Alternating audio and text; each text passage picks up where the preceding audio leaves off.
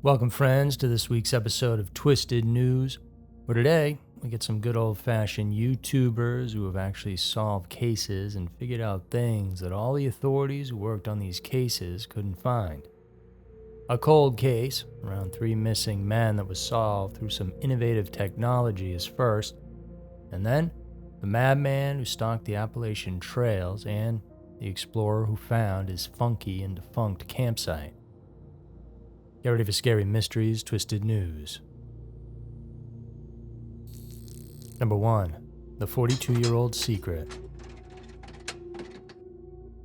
The disappearance of 30-year-old William Clifton, 24-year-old David McMicken, and 32-year-old Michael Norman after a night spent at a local bar in Chocowinity, North Carolina, was as sudden as it was mysterious.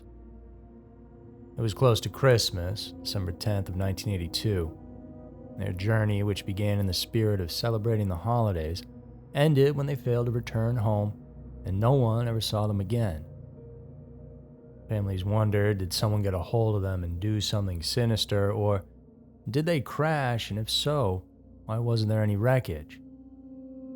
For years, the question of their fate remained unanswered, but now, finally, thanks to curiosity and technology, the mystery has been solved.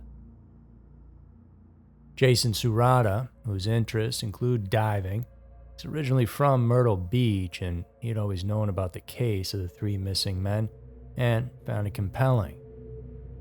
It was long suspected that perhaps the trio had crashed somewhere, but how do you find the place it happened, especially after 40 years had passed? Well, Surata turned his attention to a place called Jack's Creek, a neglected stretch of water on the missing men's last known route. With a budget remote-controlled sonar device strapped to a 4-foot boogie board, he set it out along the surface to see what he could find. And the creek had long evaded scrutiny due to its inaccessibility, but Surata, undeterred by the limitations of the past, crafted a solution as innovative as it was simple. His homemade sonar boat glided over the creek's surface, and the initial scan revealed an anomaly, an outline of something large. He showed these images to a volunteer dive team, led by Steve Swain, and he agreed it certainly needed to be checked out closer. So it went in the waters, and that's when team member Scott Rose found it. It was definitely a car, or what remained of one at least. And at first they thought it had been flipped over, but it was upright. It was just that most of it had eroded away after all those years. And there appeared to be remains nearby as well. The car's identity was confirmed by the VIN number, and it matched the missing 1975 Chevy Camaro the trio was driving back in '82. In order to keep intact whatever evidence may remain, the only option was to drain the body of water completely instead of trying to pull the car up to the surface. Now, forensic experts will need to dig through the mud to see what they can collect in terms of the men's remains and possibly find an answer as to why the crash occurred in the first place. It was a huge breakthrough. Family members of the 3 men were thankful the bodies had been found, but also it was all a bit bittersweet because now they knew the fate of those guys. Up until then, they played out many scenarios, wondering if they suffered or even maybe they were alive somewhere, but now the answers were becoming clearer. Nowadays, we're seeing stories like this more and more often, and I think they will only increase in time. It's regular people with no connections to law enforcement just digging through the evidence and figuring it out by trying new tech and searching in places no one bothered to before. And it's a very cool thing and empowering for people who have lost loved ones to know that you don't always have to sit by and wait for something to happen.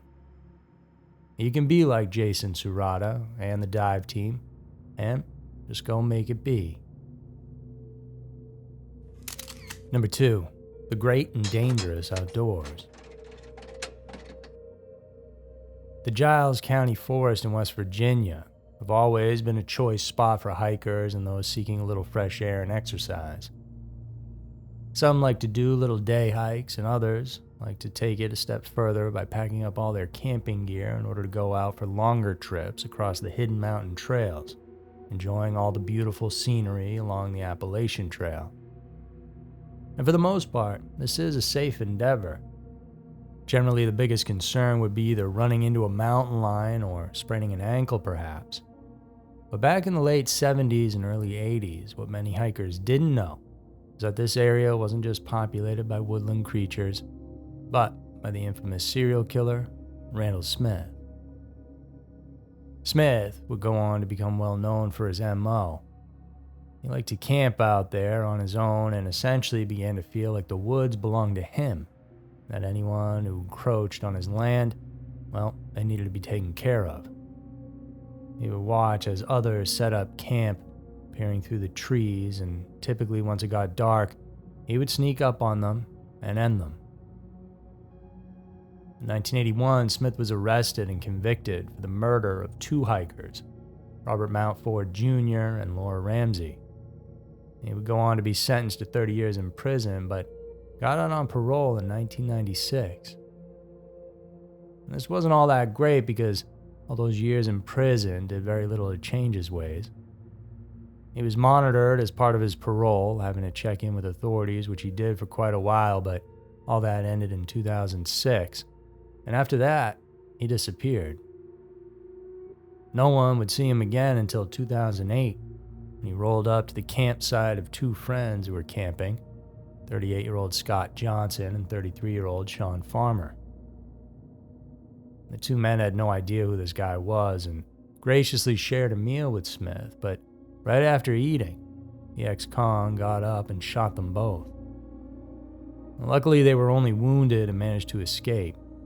And interestingly, this was less than 2 miles from the 1981 murders. Smith was apprehended shortly after and once again arrested and sentenced to prison, where he went on to pass away at the age of 54. While it's thought Smith may have killed more, the mystery, so to speak, was solved, except for one thing. Where had he been hiding for those 2 years? The police combed the area around the two campers' site, but couldn't find anything. That's when YouTuber Mike Reed decided to take things into his own hands. The founder of Mike Reed Outdoors decided to take his camera and go on his own adventure, searching for the secret campsite of the infamous killer. He hiked for a few days along hidden trails until he came across a disheveled tent. At the site were other items like a broken fishing pole and a beanie.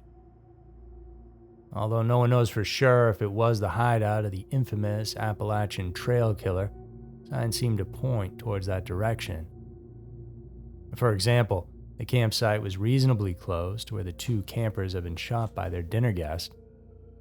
In other videos, Reed documented the campsite and made more interesting discoveries. One was meeting other campers on the trail who told him that they had heard footsteps and seen shadows around the part where the shelter had been. In the video, Reed tells viewers to decide whether they think the mysterious campsite could possibly be haunted. This unique story reminds us that anyone can help dig up a mystery.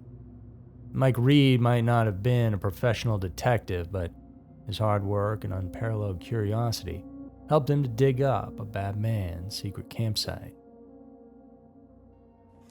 So there were two of the strangest stories that we have for you guys today. I'm Andrew, and I want to thank you for tuning in. If you like this and want more exclusive and much darker content from us, please go check us out on Patreon. There's also an entire library you get access to over there. Thanks again for all the support and for stopping by today. I'll see you guys in the next one.